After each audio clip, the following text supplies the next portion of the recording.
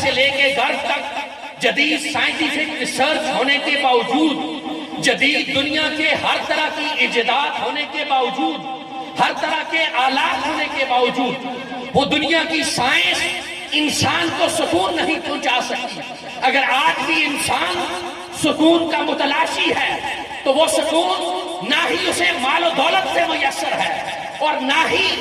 اس کو آج جدید ایجادات سے وہ سکون ملتا ہے۔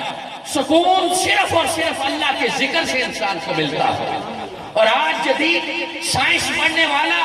یا سائنس نہ پڑھنے والا ہر محقق اس بات کو تسلیم کرتا ہے کہ اگر وہ اپنی زندگی میں سکون چاہتا ہے، اپنی زندگی میں راحت چاہتا ہے، اپنی زندگی میں آسودگی چاہتا ہے، تو وہ اپنا تعلق، اپنا ناطہ اور اپنا رشتہ قرآن کریم کے ساتھ جوڑ دے۔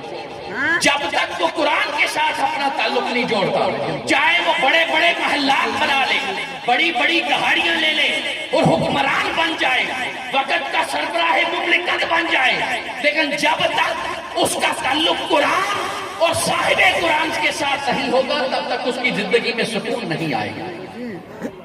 مال و دولت کے لوگوں کے پاس انبار ہوں گے،